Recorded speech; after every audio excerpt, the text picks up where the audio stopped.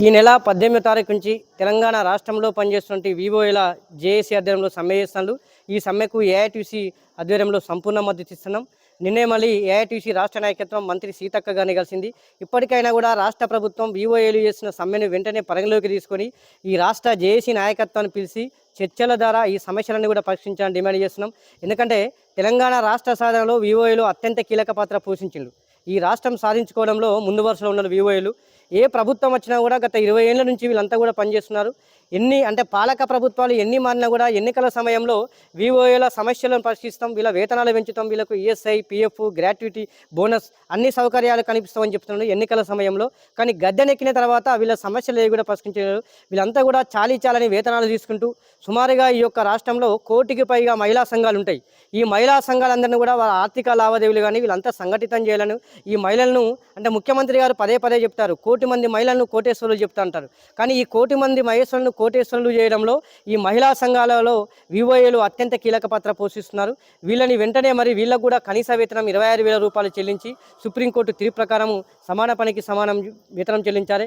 వీళ్ళు బాగా అంటే ఎడ్యుకేషన్ పరంగా అందరూ కూడా డిగ్రీలు, పిహెచ్డీలు చదువుకున్న వాళ్ళు చాలామంది ఉన్నారు. వీళ్ళకు కూడా ప్రమోషన్ పాలసీ వీళ్ళని కూడా సీసీలుగా గుర్తించాలని, అలాగే హెచ్ఆర్ పాలసీ వీళ్ళకు గత ప్రభుత్వంలో 58 జీవో తెచ్చిండు. ఆ జీవోను వెంటనే సవరించాలని ఈ యొక్క రాష్ట్ర ప్రభుత్వాన్ని డిమాండ్ చేస్తున్నాం. ఏది ఏమైనా కూడా ఈరోజు జిల్లా కలెక్టర్ గారికి మెమోరాండం ఇవ్వడం జరిగింది జేఏసీ ఆధ్వర్యంలో. ఇప్పటికే రాష్ట్ర ప్రభుత్వం లేటు చేసింది. ఈ జేఏసీ నాయకత్వాన్ని పిలిచి వీళ్ళ సమస్యలన్నీ కూడా పరిష్కరించాలని ఏఐటీసీ పరంగా రాష్ట్ర ప్రభుత్వాన్ని డిమాండ్ చేస్తున్నాం. లేని పక్షంలో సెక్రటరియట్ కూడా ముట్టడిస్తామని ఈ సందర్భంగా హెచ్చరిస్తున్నాం.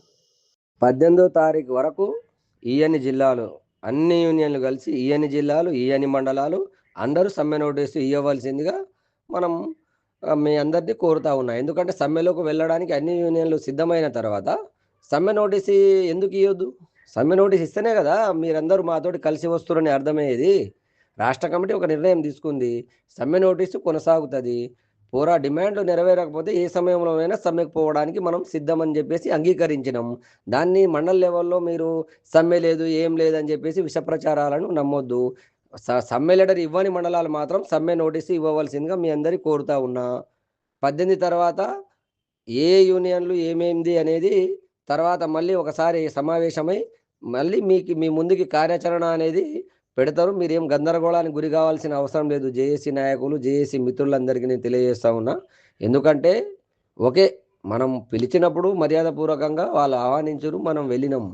కానీ సమ్మె నోటీసు తీసేయమని వాళ్ళు అడగలే, తీస్తామని మనం అనలే. కాబట్టి ప్రతిదాన్ని మీరు ఏదో నెగిటివ్ చేయాలని ఆలోచన చేస్తే మాత్రం బాగుండదు.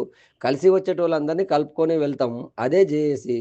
కాబట్టి మండల లెవెల్లో రాష్ట్రం మొత్తంలో మీరందరూ సమ్మె నోటీస్ ఇవ్వవలసిందిగా నా యొక్క మనవి. స్టేట్ లెవెల్లో ఏం చేయాలనేది అన్ని గ్రూపులు నిర్ణయిస్తాయి. వాళ్ళు ఒకవేళ సమ్మెను నిర్వీర్యం చేసే ప్రయత్నాలు క్షేత్రస్థాయి నుంచి పై వరకు చేస్తే మాత్రం ఎప్పటికప్పుడు రాష్ట్ర జేఏసీ అనేది అలర్ట్గా ఉంటుంది. ఎప్పుడైనా మనం సమ్మె వెళ్ళడానికి వెనకాడం.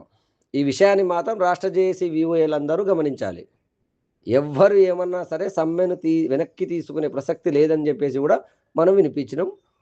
ఈ విషయాన్ని మీ అందరికీ నేను తెలియజేస్తా ఉన్నా.